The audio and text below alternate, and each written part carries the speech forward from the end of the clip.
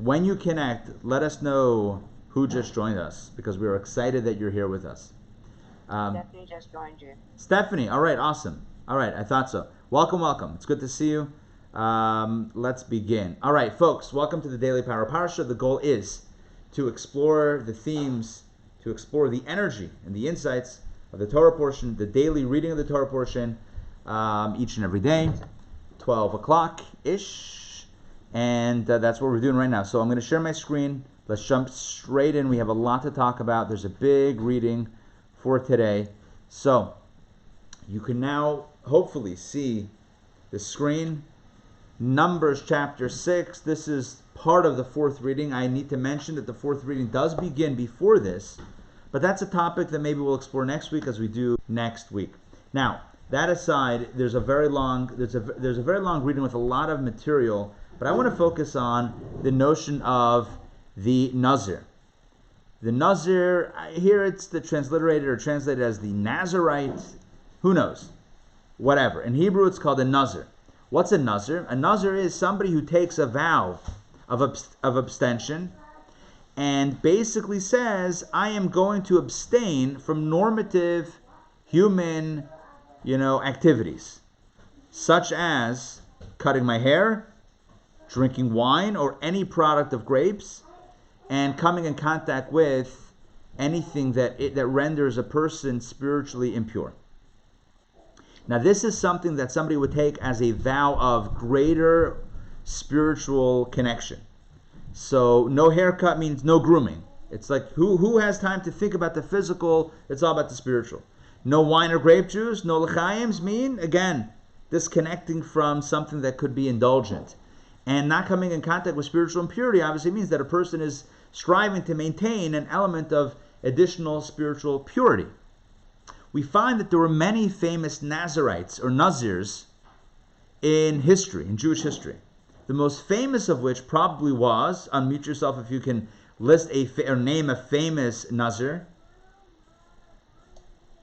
who grew their hair very long and was very mighty. Who was that? Ray, it looks like you're trying to say something, but it looks like you're muted. David. Who?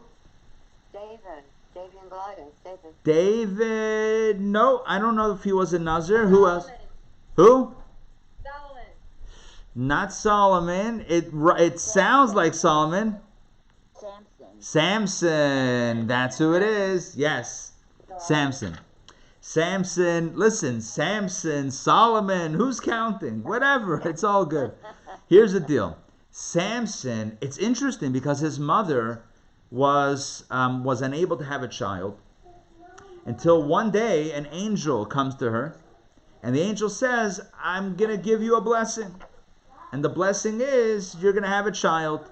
Mazel tov. So she says, she didn't know he was an angel. She thought he was just a human being. And this angel, after the message, disappears. Just up and disappears. And she's like, well, it's looking like this is not a person. This is an angel. Because, who just goes poof like that? So she tells her husband. And it's interesting because in the prophets, the books of the prophets, we know his name. Her name is not mentioned clearly. She's called Eshes Manoach, the wife of Manoach. So we know his name was Manoach, the husband. She tells her husband, this guy appeared to me and he said, that about the child and all this stuff. He says, interesting. Whatever. So clearly this guy was, the individual was an angel, because suddenly this person appears to the husband also. And he asks for clarification. I'll tell you about what in a second. And the angel clarifies things. And again, the angel disappears. And Manoach says to his wife, oh no, we've seen the angel, now we're going to die. And his wife, she's so logical, she says, why would we die if we were just promised to have a child? How does that make sense? Buddy, what are you thinking? She's like, oh no, we saw an angel, we're not going to make it. She's like, dude, God just promised us through the angel that we're going to have a child. We're not going anywhere. And indeed they lived. They had a son, they had a child, and his name was Samson. But let me tell you the rest of the story. When the angel said about the child, the angel said there are certain things that you're supposed to do, or not supposed to do actually, now when you become pregnant. Number one, no drinking any wine. Right? Later on, this line would be adopted by the Surgeon General. I'm just saying. This line would be adopted by the Surgeon General. You're pregnant, no drinking wine. That's what she says. And then she said, sorry, that's what he says, the angel, or it says.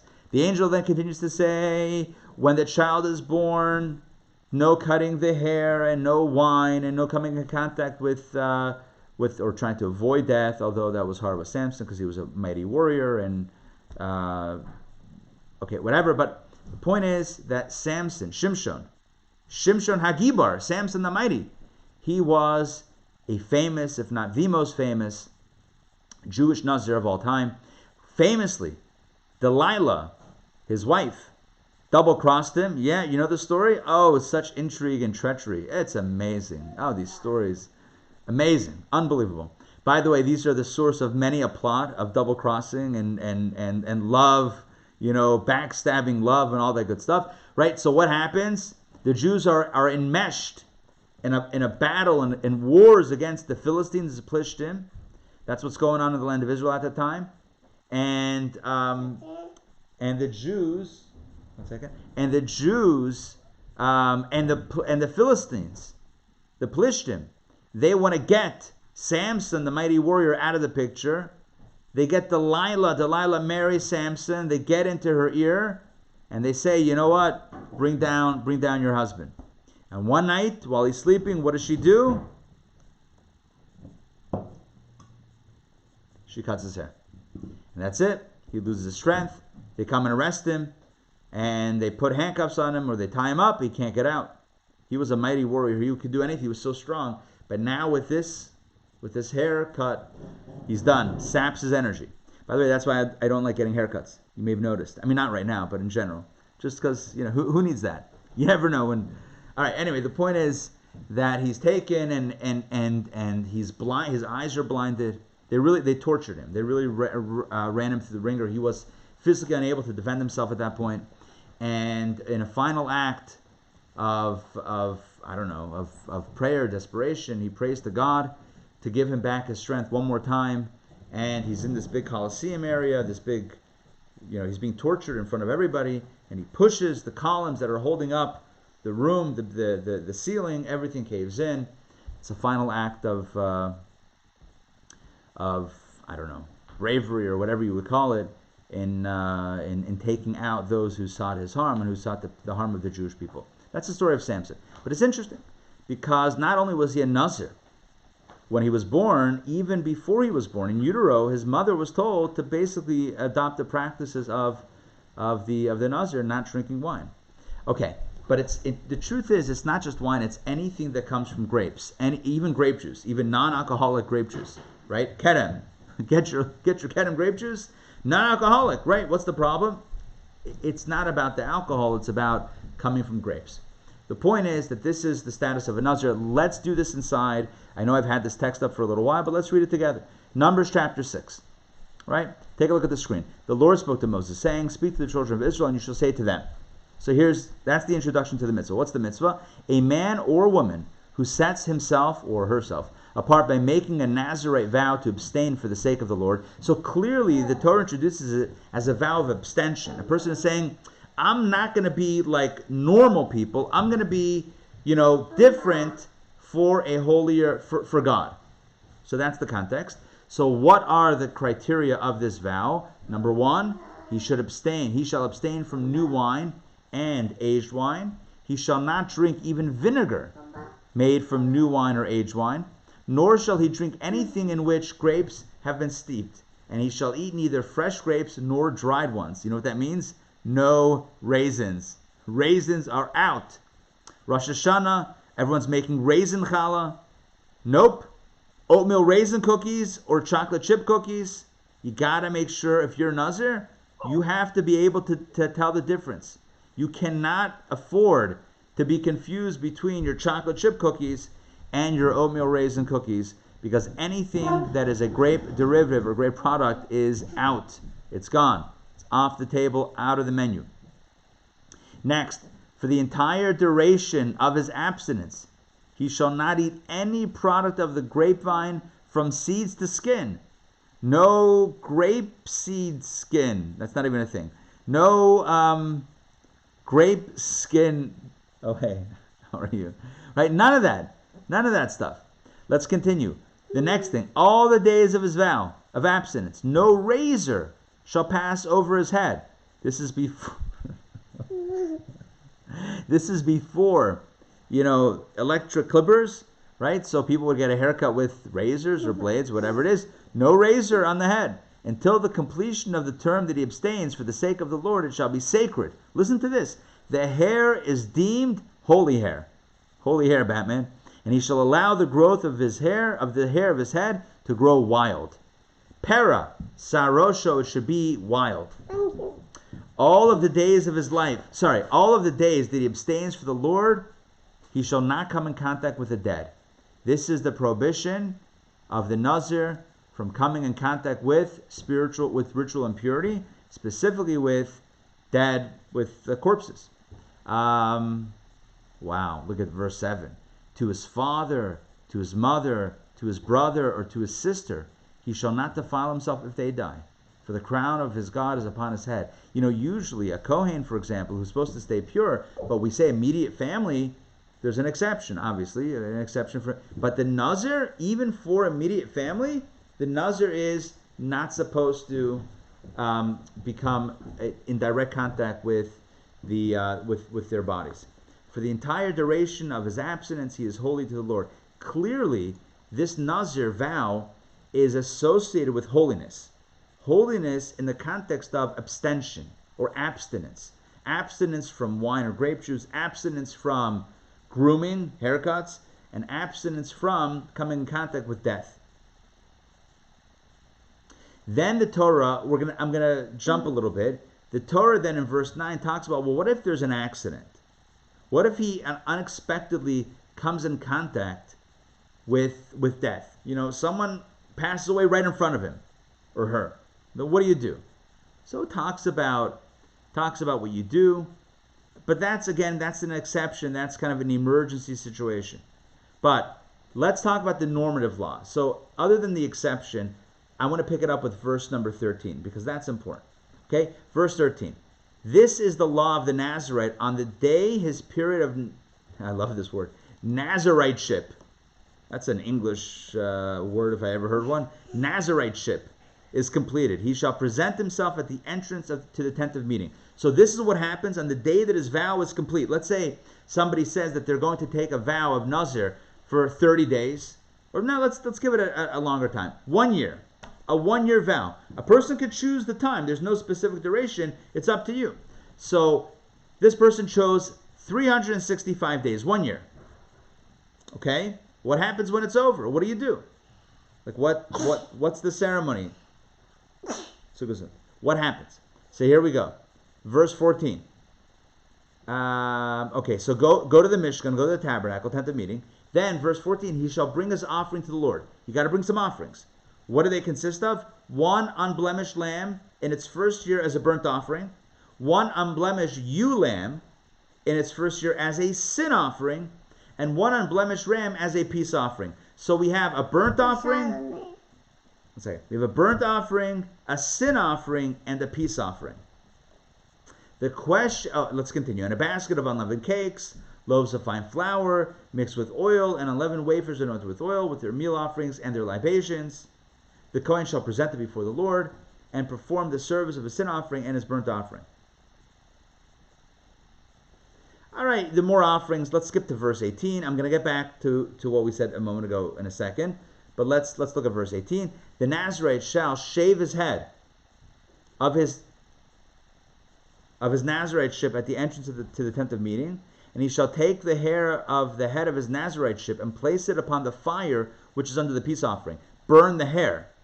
It's kind of wild. At the end of this period of Nazariteship, which I now is my new favorite word, so you then cut all the hair off and then burn the hair on the altar. The Kohen, all right. Whatever. Then the rest of the offering is brought. But I want to focus on the 3 offerings, right? What were they? A burnt offering, a sin offering, and a peace offering. Burnt offering and peace offering make sense, but what's the deal with the sin offering? What sin was committed here? It seems like this was an act of holiness, an act of extra piety. A person, a human being is saying, I want to go above and beyond. I'm going to abstain from normative, physical, or hedonistic, or sensual activities, things that pertain to the body and materialism. I'm going to abstain from them and be consecrated to the Lord, to God. Be holy unto God. What's the sin offering? Right? Reva's acting out with hand motions all the questions that we're asking. So, what's the deal with the sin offering? I want to share with you a beautiful insight that's brought in the teachings of Jewish mysticism. Okay, and that is that there's two ways to look at the Nazir. You can look at it as an act of extra piety and holiness, an act of extra abstention, right? Not dealing with the material stuff and not dealing with, all that physical stuff and pleasures and grooming and looking in the mirror. No, just going wild. That's one way to look at it. And the truth is, sometimes we need to abstain from the physical. Because sometimes the physical, and again, I want to move it out of the specifics and more to a more general notion. Sometimes you and I know which physical things have us, are gripping us a little too tightly. And you and I know that maybe we need to give up something. Maybe we need to cut this out of our behavior because it's causing some untoward choices or untoward actions. Maybe it's wine. Maybe it's other substances. Maybe it's behaviors or habits. But we each have things, material, physical things, that might have drawn us in, that we know are spiritually detrimental to us. And so we might say, let's cut it out. At the same time, the Torah is telling us that sometimes, although you may need to cut it out, at the same time, the ideal is to be able to look at it, stare at it face to face, and manage it. In other words, the ideal is not to be in a place where it's too difficult for us to deal with, so we cut it out altogether. The ideal is where we're able to engage in whatever that is, but transform it for the good. So to give you an example,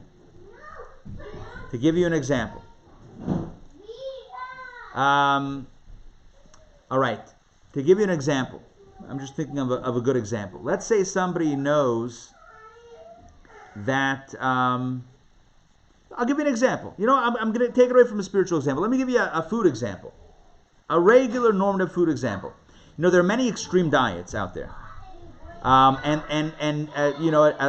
newer trend in diets is cutting out carbs, right? Cutting out carbs. No carb diet. Dramatic, steps. Why? Because eating too many carbs is not necessarily healthy, right? It's not good for the body. So people go the other way, no carbs at all.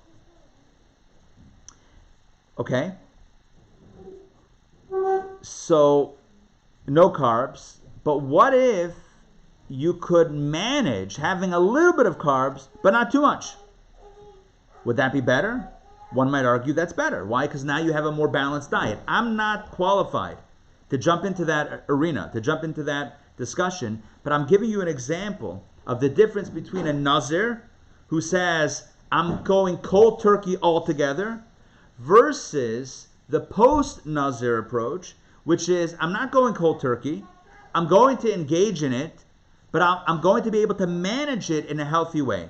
I'm going to be able to keep it balanced, where I'm doing it from time to time, but it's not getting the better of me. So that is, according to one perspective in Judaism, that is an ideal. The ideal is not necessarily to start cutting out right, left, and center, not this, not this, not that, but rather to engage, but in a healthy way. And I'm not just talking about carbs, I'm talking about on a spiritual level, right? Engaging, but in a way that is healthy and in a way that's holy, and not having to cut out everything. Why? Why do I say this? Why is that maybe more of an ideal? Because at the end of the day, God created this world for us to elevate. So if we're cutting out things, then we're not elevating them. We're just stepping away. because maybe we view it as too much of a challenge. The goal is to graduate from needing to push it away to be able to being able to graduate to a place where we're able to take it in and we're able to transform it for good. That's why, according to the Hasidic masters, that's why the Nazir brings a sin offering. What's the sin? It's not a sin, but it's representing, the Nazir vow is representing a person who is not able to flip and transform those arenas, so they have to cut them out altogether. The higher level is transformation, not abstention. So why the sin offering? For abstention. Who said to abstain? You should have transformed. You weren't ready? I'm glad you got some distance. Now it's time to transform. Does this make sense, the difference between abstention and transformation? Yeah? Good. Final thing I want to mention, and that is after the discussion of the Nazirite and the Naziriteship and what that looks like, then we have the priestly blessing, which is so beautiful, right? The priestly blessing, the famous blessing that the Kohanim give to the people. This comes from today's reading. God spoke to Moses and God said, speak to your brother, the Kohen, the high priest. Speak to Aaron and his sons, saying, look at this line, this is how you shall bless the children of Israel. When you want to give a bracha, when you want to give a blessing, the priestly blessing, here's the script. And it's done to this day. In Israel, they do it every day in some synagogues, at the wall. In synagogues in the diaspora, Ashkenazic, Sephardim do it every day. Ashkenazim do it on major holidays, the priestly blessing. All the Kohanim, all the priests go up to the front of the synagogue and they chant this blessing to the entire congregation. It's a beautiful, beautiful moment and experience, and it literally is the same script from 3,300 years ago. And of course, we may know it, you may know it. May the Lord bless you and watch over you. Number one, that's the idea, that's the notion of divine providence, the notion of God's providential observance, right? God is watching, may God protect you. The next one is joy. May the Lord cause his countenance, his face, to shine to you and favor you. So that's the idea of joy, having joy in your life. And the final one, verse 26, is may the Lord raise his countenance towards you and grant you peace. So we have protection, we have joy, and we have peace. What a blessing. What a blessing. 3 stanzas, 3 blessings, truly blessings. And finally, we have the last line of the reading, of today's reading. They shall bestow my name upon the children of Israel so that I will bless them. And on a simple level, it means that the Kohanim, the priests, the Kohanim, should place my name, God's name, upon the children of Israel, so that I will bless them, the Jewish people. God says, when you bless them, I will then attach my blessing to them. In other words, the Kohanim, you, the priests, should do all these blessings, should say these lines, and then I will follow through. I will then bless them with the providence, the protection, with the favor, with the joy, and with the peace. So God says, you bless them, and I'll follow through. But I want to share with you one more insight. See, that last word is a pronoun. It's vague. It's ambiguous. They shall bestow my name upon the children of Israel. The Kohanim will do this. They will bless the people so that I will bless them. Who's the them? The Kohanim. There's another interpretation that says, God says to the priests, you bless the people, and then I will bless you. Not just I will follow through and bless the people, but when you bless the people, I will bless you. You be a blessing unto others, and you yourself will be blessed. That is the final point that I want to mention. When we are a gift to others, when we are a blessing unto others, when we give of ourselves, when we are there for others, God never neglects us. If you care about your brother or your sister, God will care about you. And that is a deeper understanding of this last verse. V'samu eshemi al b'nei Yisrael v'ani avarachem. God says, I will bless them. Who's the them? Simply it means the Jewish people. But on a deeper level, it means the priests themselves. The priests are not just the blessers, they're the blessees. By whom? By God. Give, and God will give to you. All right, that's it for today. So today we spoke about the Nazir. We had an in-depth dive into the laws of a Nazir. No wine or grape product. No haircuts. No coming in contact with a dead body. We spoke about Samson, and I quickly recapped the dramatic story of Samson. We spoke about why the sin offering. Why is it a sin to abstain? Because God wants us to engage and flip for the good, and abstention means that we didn't feel ready for that. So the goal is to get out of that pattern of abstention into the engagement pattern, but a holy engagement, a higher engagement. And then we spoke about the priestly blessing, understanding the 3 stanzas, and the fact that God blesses those who are a blessing unto others. I noticed something in the chat. Mark asks, why does Rashi use grace instead of peace? I don't know where Rashi says that, but V'yasim l'cha shalom, the peace, this peace in the English, this peace is the translation of the Hebrew word shalom. Maybe Rashi has another interpretation of it, but shalom on a very simple level certainly means peace. So may we all have, as we sign off today, I want to bless you. I'm not a priest, but why not? Let me just roll the dice anyway. So right? Can't hurt. So I want to bless you with divine protection. We all need that. Health, protection, security, and safety. I want to bless you with joy and favor. May your smile, may your face always be shining with joy and radiance, and be in a good mood and good disposition, health and wellness and well-being. And finally, the greatest blessing, the blessing of peace. Without peace, none of the other blessings could ever be enjoyed. Right? You can have all the material blessings in the world, but if you don't have peace, you can't enjoy it. So the final blessing is peace.